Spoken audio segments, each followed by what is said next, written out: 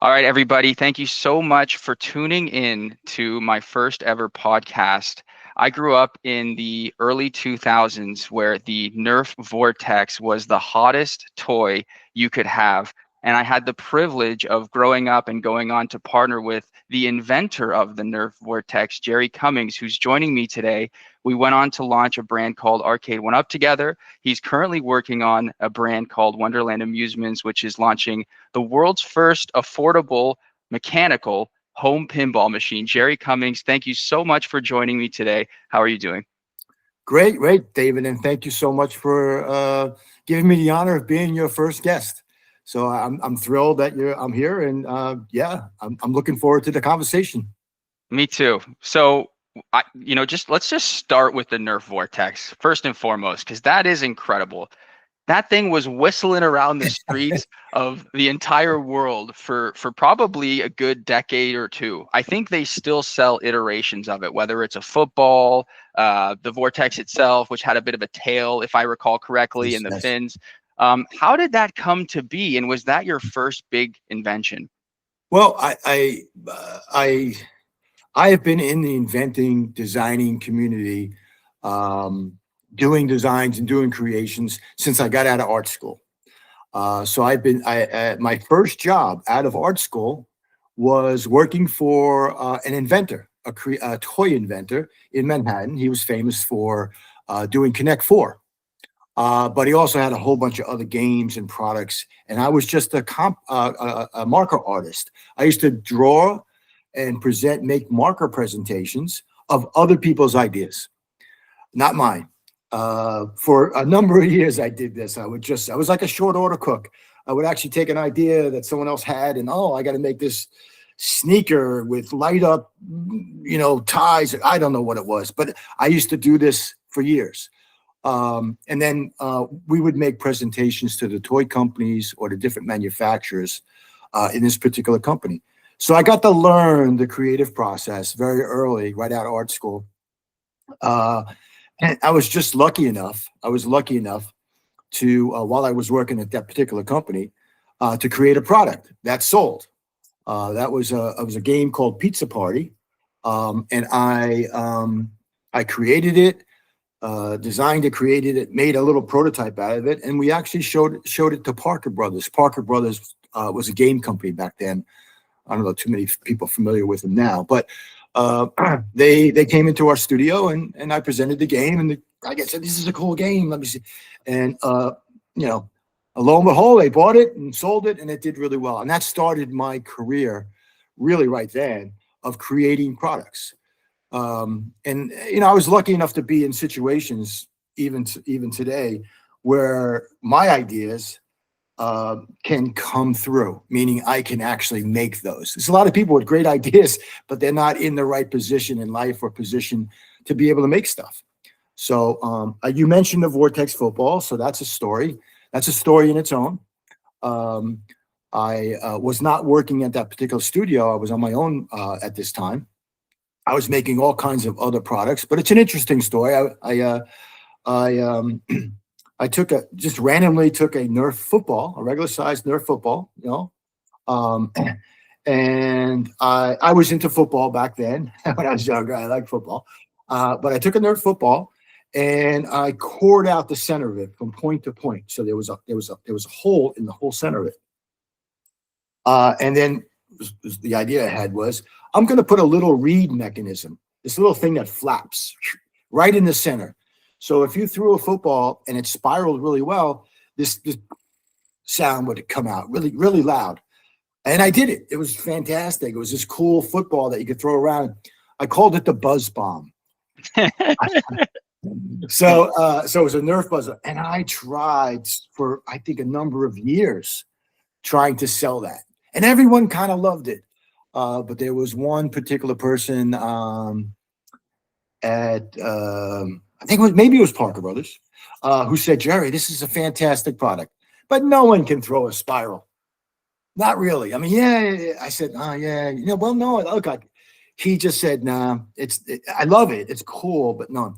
If you can figure a way that it spirals every time, then you got a product."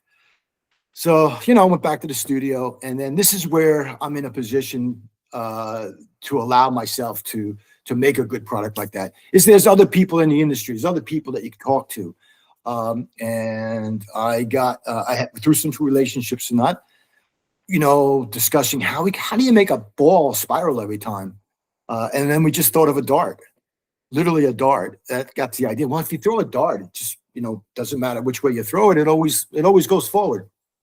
So I said, you know, that's a cool idea. How do we make this big, you know? So I took the back end of a javelin, a Nerf javelin, which is basically a noodle with little fins on the back of it. And I cut the back of it and I shoved it into the hole. And lo and behold, there you go. You can kick it. You could throw it backwards. It will always end up going forwards. So, and that basically how that product got started. Then through some relationships and some toy agents and stuff like that, they were able to sell it for me, that product, to a company called Odds On, the Kushball people. Kushball, it's a long time ago, but they sold it to that company right away. They loved it. And I have to give them a lot of credit because their engineers made it into what it looks like today. I didn't actually do that final design, but they made it into what that product was. And yeah, that turned out to be a really good one. They're still selling it today. That's crazy. That's how that story came about. So, but it was fun. And I worked on hundreds of products. That was just one of many that I worked on. So what would you say would be, okay, we're going to go into Arcade1Up. We're going to go into Wonderland Amusements, but outside of the Vortex and the aforementioned products, is there another one that stands out? Not necessarily if it was a Grand Slam best-selling toy in the world, but like, you know, was there one that you really enjoyed making? Well, I have designed and created many toys, but nothing that stands out. Because you've probably seen a lot of these things. I did a lot of work on play sets, different cool play sets, how they opened up, and taking licensed themes and creating a play set out of that, or creating a toy out of that. But pure invention, yeah, I had a product that was a failure, but to me it was a phenomenal item. I called it the trick stick, and all it was a tube with two little scoops on either end, and you had a little kind of a dead ball, like sort of a ball that didn't really bounce very well. But I could do all these cool little juggling tricks. Have it come out one end, flip it up in the air. I could spin the trick stick around, catch it between my legs, and I loved this thing.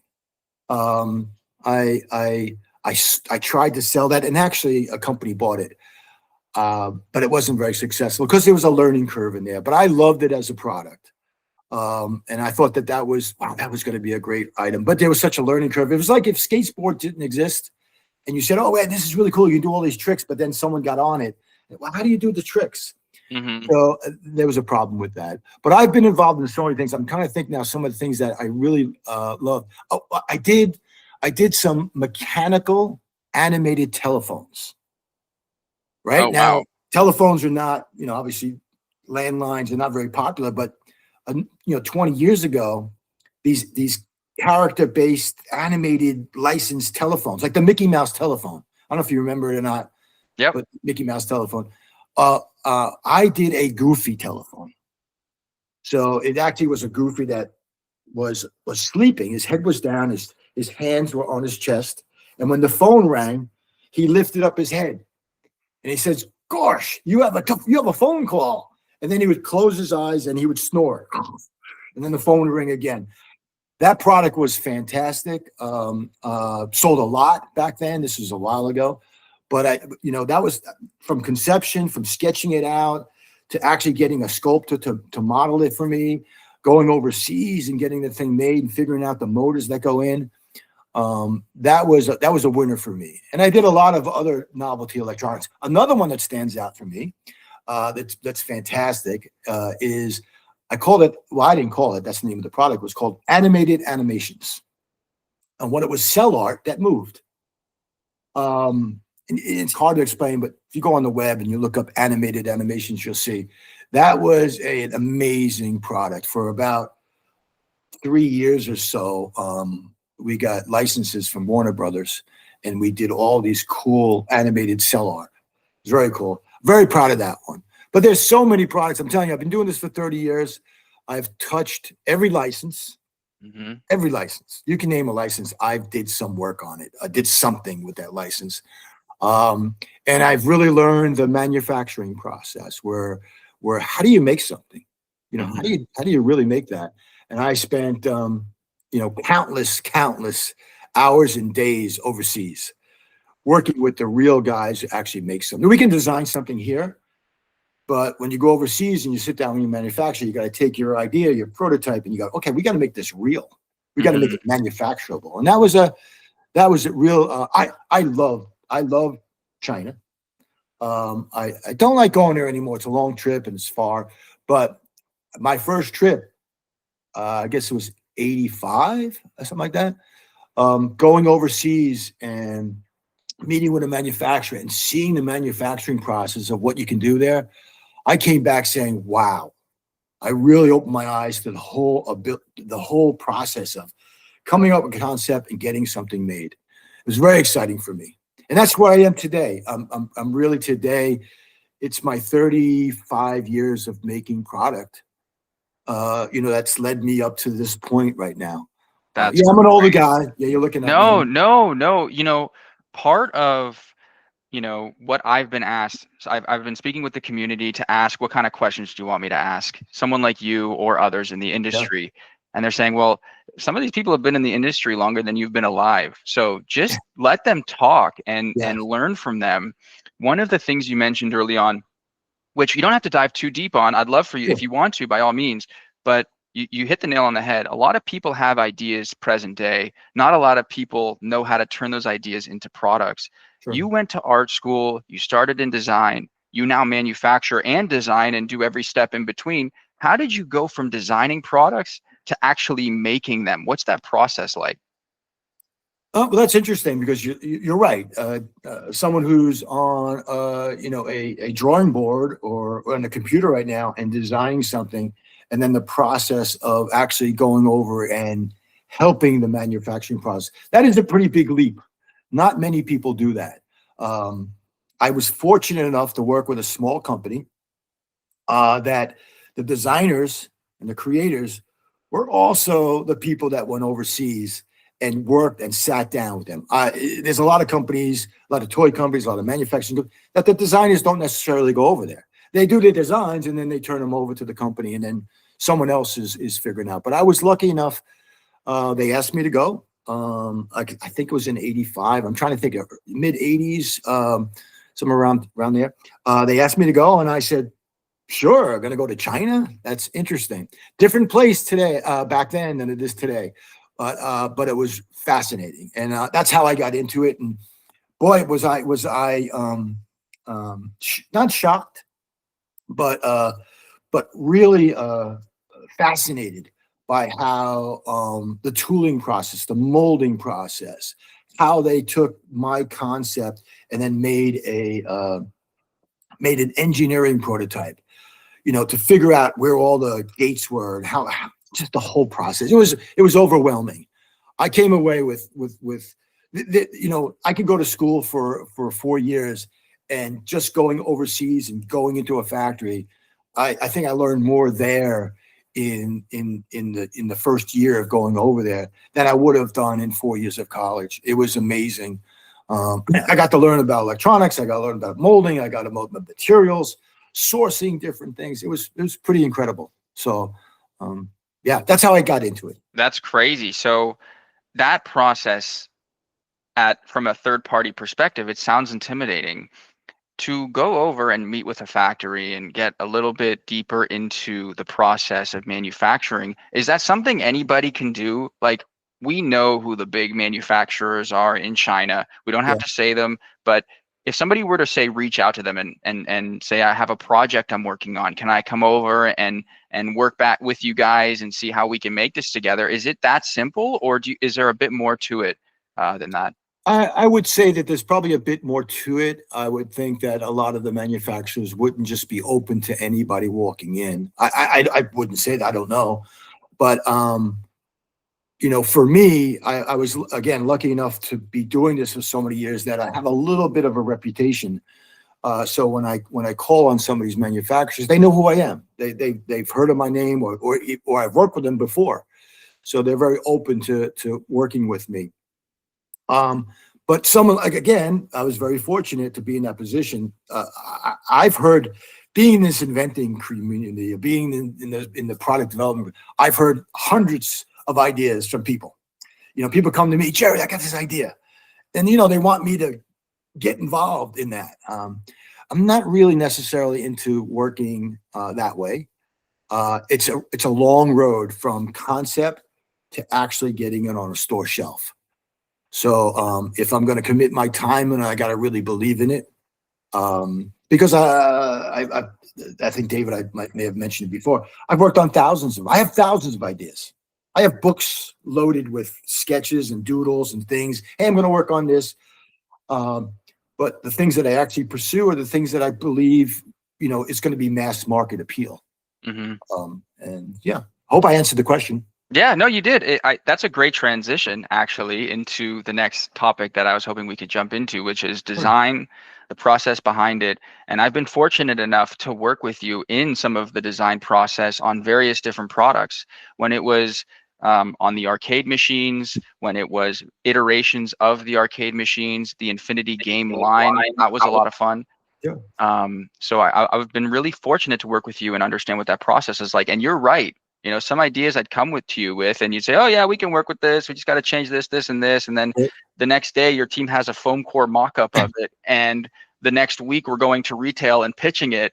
And you're driving across the country with a prototype in your truck to be at the meeting. Using Walmart as an example, this is a real story that happened. Yeah. And so, but then sometimes I'd come to you with an idea and you'd say, David, no, this can't be done, or I don't see it. And you were very straightforward. So I appreciate that, having had that experience with you, because firsthand I got to kind of see the magic happen. And I'll say the Infinity line particularly because I think we both equally believed in what that could be. A lot of people at the time don't know this, but that product had existed for a long time before it was launched. You guys had made prototypes. It never saw the light of day. And what happened from my perspective, I came into the New York office one day and saw this prototype off to the side. And I was like, this thing looks incredible. What is it? And the response was, it's a digital board game table, first of its kind, doesn't exist. It's going to digitize all the board games in the world. But we're just so busy with arcades, nobody has the bandwidth to launch this thing. And I was like, I will make the time to launch it. Yeah. So we had endless Zoom calls, you and I and the rest of the team, bringing this thing to life, from the game development. You guys, by the way, ThinkUp does not get enough credit for this, but when I say you guys, I mean you and your team. Were making art files, you were making the games, you were making commercials, you were making the user interface for the device. And simultaneously, I'm speaking to news where you're driving prototypes off to my contact over at CNET, letting her test the product. I'm sure you remember that. And then we're going on Kickstarter, and we ended up launching one of the top 500 Kickstarter campaigns of all time. It went on to be one of the fastest Kickstarter campaigns to generate over $1 million in Kickstarter's history. And it was done with you, me, and 5 of your best men. You know what I mean? It was like, how did you just create a whole new category, generate an entire, I'd say, a solid amount of money, like, being modest. I thought it was enough, but, so people can nickel and dime on that front. And that's one example of taking an idea, turning it into a product, and taking it to market. And within a year of our Kickstarter, we took it to major retailers, Best Buy, Target, Costco, and it went on to be one of the best-selling items in the company's history. So it just goes to show, to Jerry's point earlier, he has a book, I believe it, of ideas. I've seen some of his sketches. In fact, when I'd pitch him ideas, he'd add it to, like, you had a whiteboard behind you sometimes. You'd add it to your board, and sometimes nothing happened. Sometimes it would happen. But it just goes to show how many ideas exist versus who has the resources to bring them to life and to actually make it happen. And so I think that the Infinity game table is a cool one. I've seen your sketches of the original Arcade1Up, and I'd love to understand, how was that idea formulated? How did it become a sketch? When did that sketch become a product? And then maybe my timeline fits in because I joined probably a few months after that prototype was already existed. So you guys you had gotten the product quite far along before I started helping with Arcade1Up. So I'm curious how that came to be. Well, before I get into the arcade, I just want to mention about the game table because I I left the company a few years back, and when I left the company, I was sad because not only because of Arcade1Up and creating Arcade1Up and the products and the design, yes, but the Infinity Game Table was my baby. Meaning, it was something that I was working on personally in my particular office. I had three of them sitting in there uh, every day for probably 2 years. I was doing something with the Infinity Game Table, and it just was a concept that I really really liked. I think I have this flair for consumer products, and I said, you know what, this is really a cool idea to be able to take digital board games and put them into this platform, and it can open up into more. It could be young children's types of games. It could be, it could be art games or something. It could be gambling games. It could be anything. It's such a interesting process, and I just said, this is fantastic. I really loved it. I really loved it, and I was so sad when my relationship ended because I really believe in that item. I still do to this day.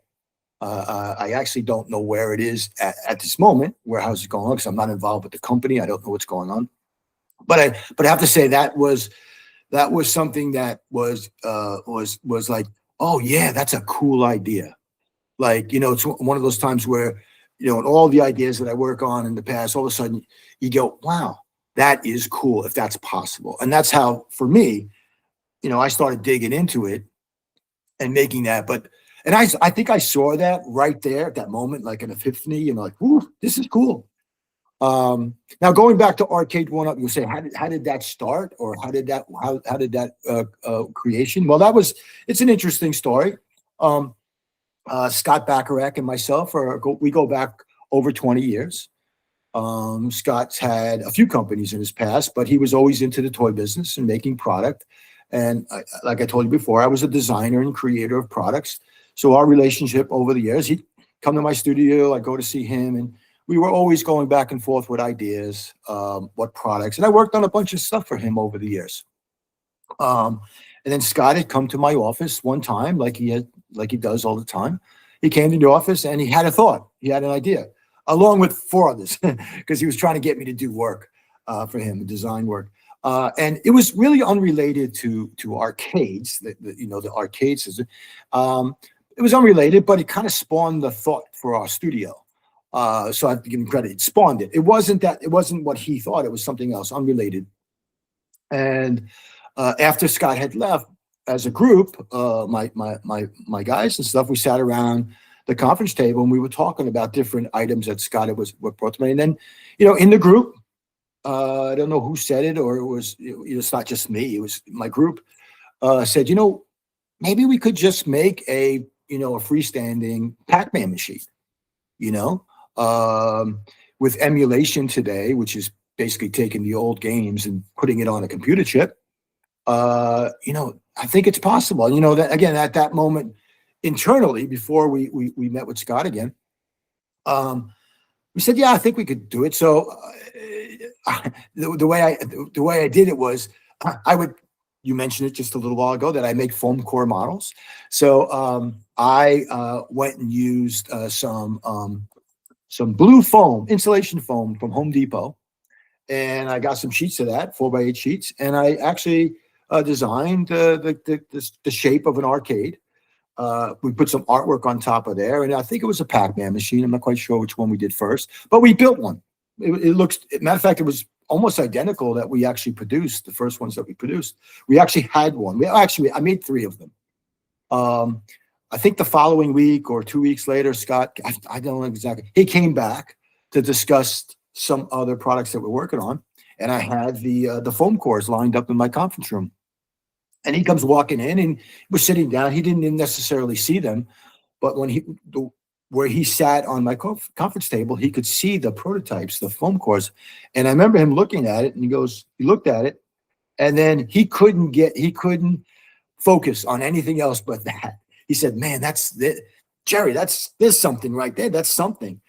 And that's really how it started. So that really was the start. And it's interesting, the very first foam core looked so much like the actual product we made. It was so funny. It might have been a little bit smaller or a little bit bigger. I don't know. We came up with the right size at the time afterwards, but we did make it. It was cool. That's how that product started, actually.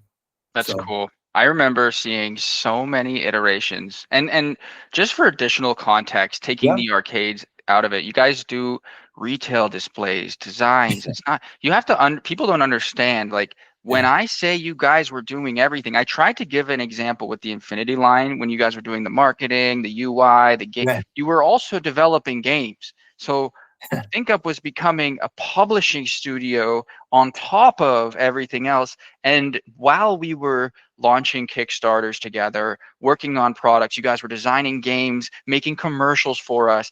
You and I were working at major retailers and figuring out, how does this present to the public? And we were getting really creative. I remember it never ended up launching, so I won't use it as the example, but there was an idea I came to you guys with. I can edit this out. It was remember when we had the kick plate and it had like the button mechanism, and we're like, oh, you can order games from the arcade. We were doing a bunch of ideas, and you guys had mocked up a foam core and had it in the office 48 hours later because we had a retailer coming in for a walkthrough. Incredible turnaround time and work that you guys had done. On top of all of this, you guys were also designing next year's products. So I just, hat tip, because I know you didn't have a very big team. I don't know what your hours must have been, probably 24/7, but the quality and the level of work ethic that your team produced was unmatched. So kudos to you, because I know how hard it is. Now that I'm building my own firm, how hard it is to get the right people, to have the right resources, and you're being pulled in a million different directions. You really need to have people you can trust. And there was times where you would just say, I'm too busy, work with Mikey or so-and-so. And it wasn't like, you can't call me. Of course, there was always an open line. It was just like, if you need this done tomorrow, I'm doing this already, that's also due tomorrow. See if Mikey can help you, or someone else, Phil. You had a great team.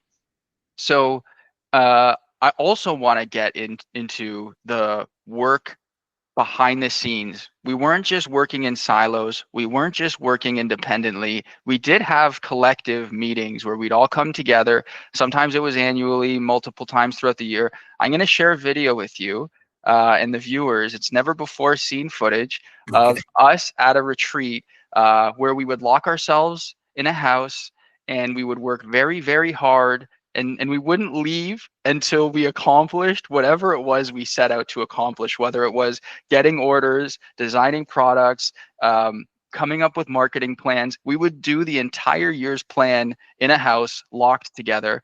And I want the community to take a peek behind the scenes. Take a look at this. I think it's going to be funny. Hang on. Just give me 1 second. I'm going to share. Does this ring a... Hang on, here we go. And then what are you going to do? Do you think you're going to pull is that the captured? He's going to stay in there. Mike, is a bee in there? Yeah, there was a bee. We're going to hold this down together. And then he's going to stay in there. Okay. He can't fly out. Fucking right. That's funny. That's funny. I remember that. Yes, I do. All right, somebody gets stuck. That's the group right there. There you go. There you go.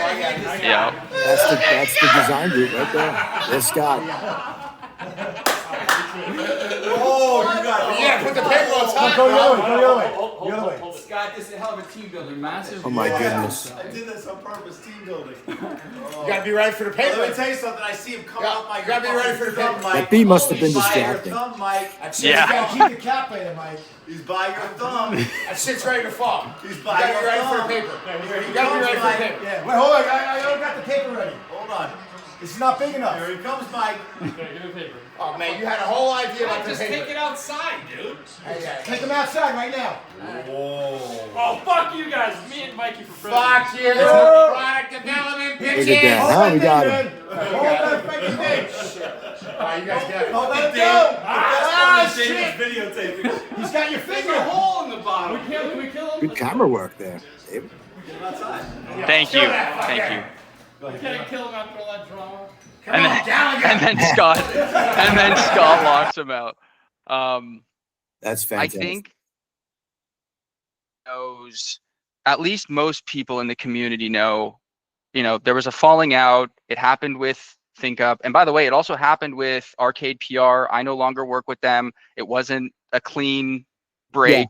And this happened with a lot of people. It wasn't how everyone envisioned, but I think it's worth sharing with the people that we had a heck of a ride. Some of the best memories I had, to your point, that IGT was a passion project of yours.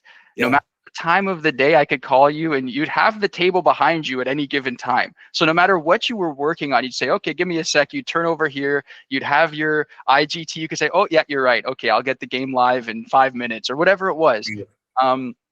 We had a lot of fun throughout the process. There's a picture shared on social media of all of us at the dinner table that had gone around a few years past. I think Johnny D shared it in his network. And so that picture was taken at a dinner table that we had dinner at. That one of those nights, 9 times out of 10, we were working 12, 14-hour days. From the moment we woke up, we were meeting together at the breakfast table. We'd work, we'd break, we'd have lunch together, we'd get back to work, we'd have dinner together, and nobody could go to sleep until that day was done. And we'd wake up and do it again for a couple days. That particular trip, I ended up leaving for about half a day. I went from the Hamptons to downtown New York, where Arcade1Up sponsored the Fashion Media Awards for Fashion Week in New York. And a lot of people don't know that. So we were partying with Tommy Hilfiger, Zendaya, all these Instagram models. And I think it's what I want to talk about now is how we developed the products, who we were targeting with the products, and how we kind of veered away from what I think helped build the company to start with. I think it's important. We all talk about the hardcore gamers, the dedicated enthusiast followers who are probably watching this now, and then how we were kind of given a mandate similar to what you mentioned earlier, which is how do we take this to the masses? And so there were decisions scrutinized by everybody, myself included, where we would go spend, I'm not going to disclose the amount, but a lot of money for sponsoring Fashion Week. And then simultaneously, there wasn't any money when it came to promoting, say, the Infinity line or something along those, where you and I were always advocating for more advertising, more awareness for that category. And what's interesting is, even though at the time it didn't get it, it went on to still become one of the best-selling products at the company. So I just think it's interesting how it evolved over time. And that couldn't have been done without you and the team. And in that video, we saw Mikey, we saw Jason, we saw John Guest, we saw Scotty B. We had the team, essentially a person from each department to come in, and we were pretty much locked in a house minus the Fashion Week party, and couldn't until we came out with what we needed. So I think that was a lot of fun, and to show the community that it wasn't all messy. We did have fun along the way. Oh, we had a lot of fun, David, and it was great times for myself also. I mean, I think I made myself sick sometimes because the pressure to manufacture these things at a certain time. I think there was one year, I don't know exactly what year it was, maybe 20, I'm not sure, but I went once a month for a year overseas. Wow. 12 times in 1 year. It was crazy. But, talking a little bit about Arcade1 and the direction it took, it was me personally, who was spearheaded or the lightning rod to get the product going. And I was always about mass market. That's what's my training. That was my toy business, my consumer electronic business. I was always about the mess. I wasn't about the collectible world, you know. So you know, people like Johnny D and the community that rose from nothing into this collectible Arcade1Up fan clubs and different things. That was a different breed for me personally. It wasn't something that I actually necessarily understood.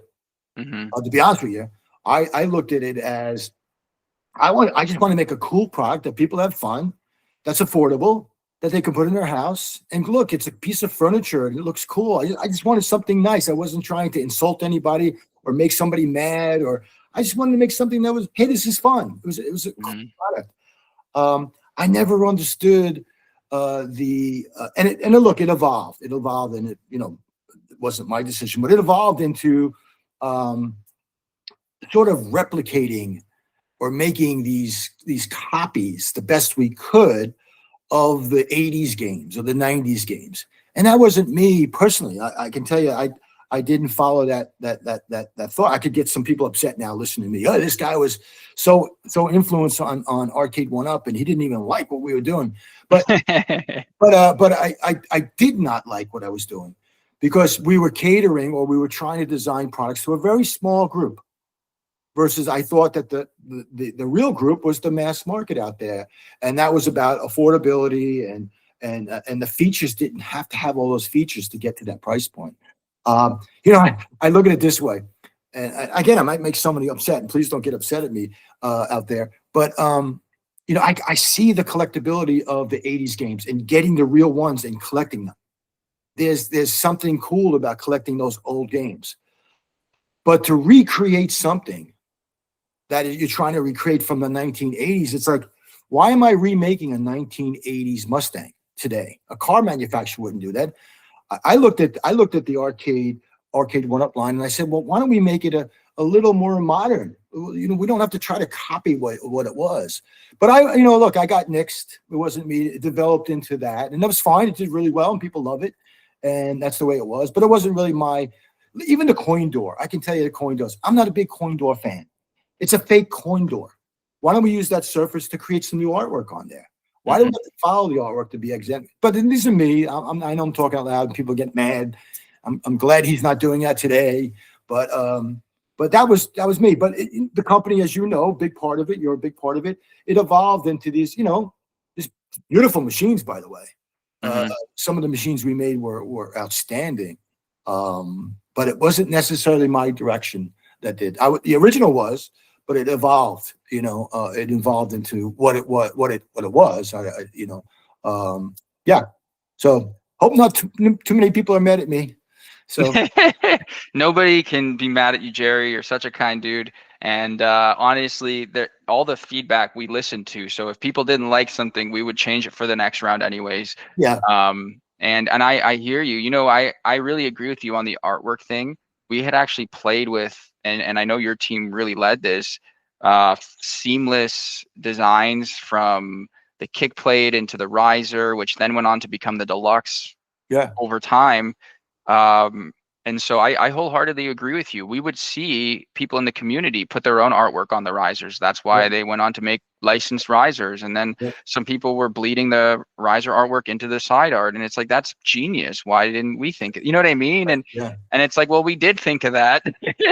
You guys thought of it.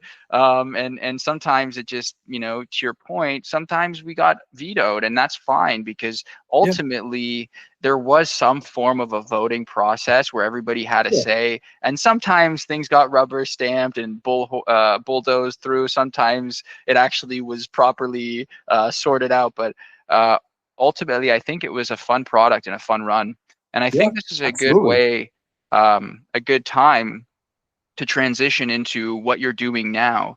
So I, as a fan of Wonderland Amusements, I'm aware of what you're doing, but if somebody for the first time is watching this and learning about Wonderland Amusements, how would you tell them what it is you guys are doing? And if you don't mind taking it away. Sure. So I guess you can look at what we did at Arcade1Up, where we made affordable arcades for your home. I looked at pinball machines, And I was a fan of pinball. I like pinball. But it's very expensive. It's in a very expensive for the average person, or even not the average person. I think the new machines from Stern, the brand new ones are rolling in about $10,000 to $15,000 for one machine. Now those things are beautiful because I studied them over the last couple of years, and they are phenomenal. I love them. I'm not going to say anything bad about them, but I looked at it with my history of manufacturing and designing, and I looked at it and I said, man, I think I can make a machine that's going to be fun and that's affordable. And what is it affordable? Right now, I'm making a machine that's a mechanical machine, has all the bells and whistles of real solenoids and flippers and pop bumpers and sensors and stuff, LED lighting. I have a little LCD screen with animations going on. The whole thing. I'm making a pinball machine, and the price point is $1,000. How am I doing that? Because of my experience of what we had said earlier, of how I can manufacture overseas, my relationships over there, and making the product. So, but the essence of the essence of the core of what I want to do is I want to make a cool product that's fun, that makes people smile. And hey, this is really cool, and I can afford this. And really, that's really the idea. And as of right now, I am shipping right now. I have product coming over right this second as we're making this podcast. And I don't want to pat myself on the back, but I did a pretty nice job. It came out. It exceeds my expectations. I didn't know I was going to be making a real pinball machine, but at the end of the day, I made a real pinball machine. I really thought of making something closer to, I don't want to say a toy, but maybe a little better than a toy. Mm-hmm. What I actually am making right now is a pinball machine. And it's amazing to me. And I'm looking at, and it's called Alice Goes to Wonderland. The reason why I picked that subject matter is because it's a public domain license. It's not even a license. It's a public domain property. I don't have to pay a license for that. And since I just launched the company, I said, let me try to go something that I didn't have to get a licensing fee for. And it worked out really well because I hired an artist to do the artwork. Artwork is very important on a pinball machine, as you or people that are watching know. It's a piece of artwork. It's a piece of furniture, and art is very important. So I hired an artist named Carlos Mendoza. He was the art director at Spirit Halloween. Wow. Yeah, and I followed him online. He used to do these character art, and I'd see it online. I was a following of it. So as I was designing the Alice machine, artwork was very important. I contacted him and just said, hey, would you be interested? I think he would. No, I'm going to do a pinball machine. But he loved it. He said, yeah, I'd love to work on it. And that was an interesting path too.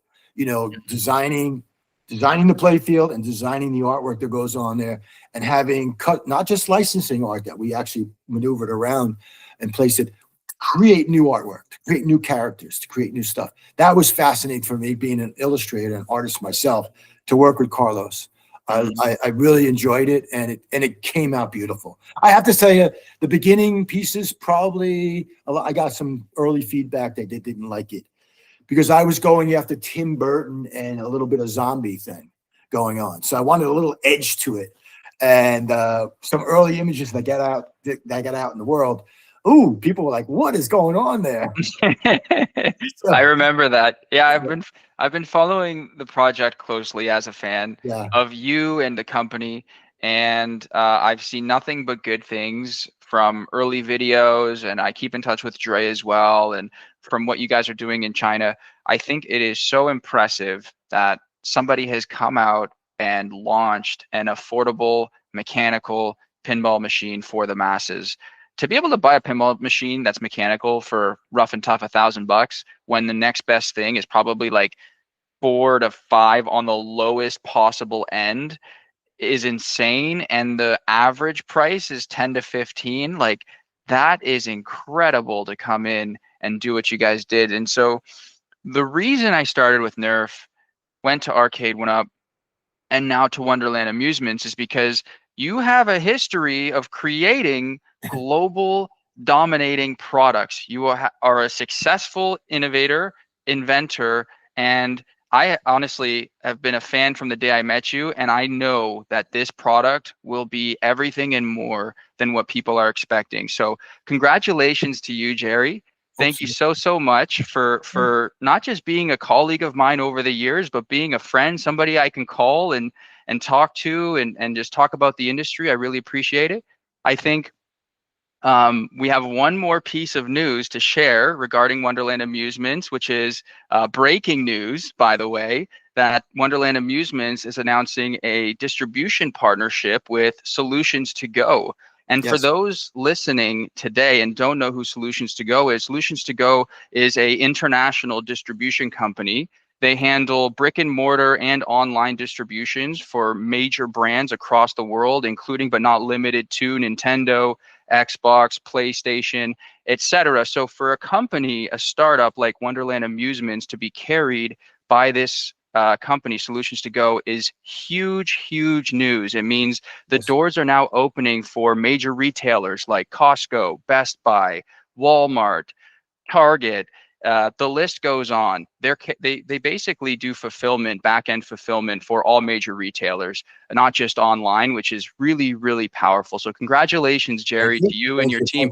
And is there anything you want to say about your partnership with Solutions to Go? We've worked with them in the past throughout the years, but is there anything in particular you'd like to say?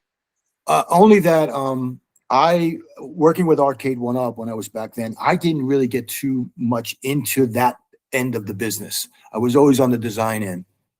But when I stepped out and started doing Wonderland Amusements and working on the pinball, I did start digging in to who were the distributors of Arcade1Up, who were the people that actually helped build this brand into what it was. And I knew the players, I knew the different players because I had met with them, but I didn't really have a really strong relationship with them because I was on the design end. But I went to visit, I went up to Canada and visited a year before I actually made the product. I went to visit Solutions to Go. They knew who I was because I did the Arcade1Up stuff. So they met with me and I went into their place with a blank pinball machine, a box, and said, I'm making pinball machines. And this is the price point that I want to be at. And they were very receptive. I said, look, when I'm ready, would you like to take a look? I want to, that was a year before I actually made the product. And then after I did my Kickstarter, did a Kickstarter, it was very successful. I started getting calls from them. So now they were reaching out to me, and we had a couple other meetings. And then finally, right before CES, we actually, shook our hands. So that was only a few weeks ago that we did this. So I'm very excited to be working with them. I'm thrilled. They're excited to be working with me, and I think that's what you need. You need a good partnership, and I'm very excited. Very excited. I want to see where my product goes from here.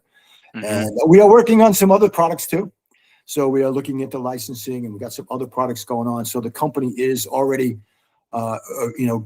growing in the concept, That's amazing. I'm so happy to hear that. Thank you.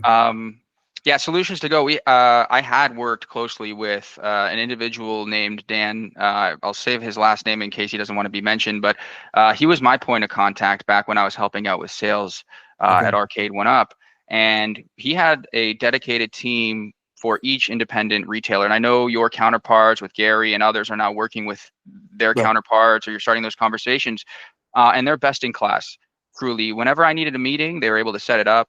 Whenever I needed genuinely anything from them, they were able to deliver on that front, whether it was data, forecast, sell through, and if there's any levers we needed to pull or help we needed from the other end, they were able to help on that front too. So can't speak highly enough about that distribution company. They're a great one.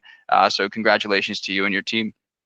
Before we wrap, because the whole name of the game for me was there's a billion podcasts out there. They're quite long-winded. Nobody has 2 hours to watch an entire long-form maybe they do, I don't know, but I can only speak for myself. I can't watch the full 2 hours. So is there anything you want to say, whether it's to the community, the industry, or anybody watching or listening today? No, I just hope that you have an open mind and take a look at my product. I'm dedicated. I'm passionate about making a good product that makes people smile, and it's affordable. I mean, it's really, that's what I am, and I hope that people are open and taking a look. That's all I asked for. That's it. That's cool. Where could somebody learn more about this project? Do you have a website or social media people can check out? Yes, we do have a website. I still think it's in development, but we might have something up there as a placeholder right now with some information. Wonderland Amusements.com. Okay, there you go. And that's also across social media. For anyone wondering, you could search that up, or you can just put them in Google. You'll see their very successful Kickstarter campaign, which, as Jerry mentioned, they're in the process of fulfilling. And there's also going to be a lot of new products coming down the pipeline as Jerry, we were talking about Gary before the interview, Yes. As Jerry had just mentioned. So there's plenty to follow them, to support them. Even if this particular artwork or genre isn't for you, they'll have more down the pipeline. So be sure to check them out and support them. Jerry has been a tremendous individual. As I'm getting a little wiser in my age, I'm only 30.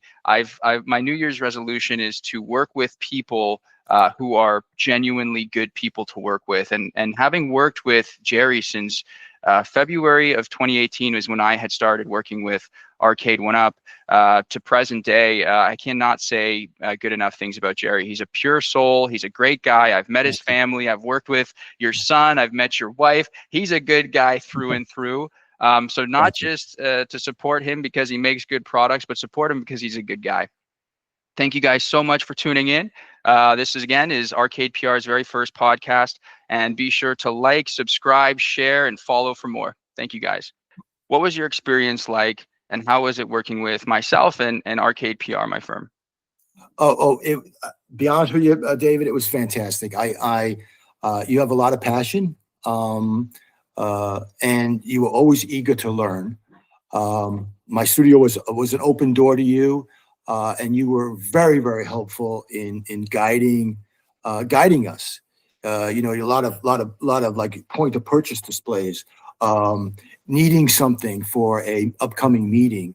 I found your passion refreshing, and your thirst for knowledge refreshing.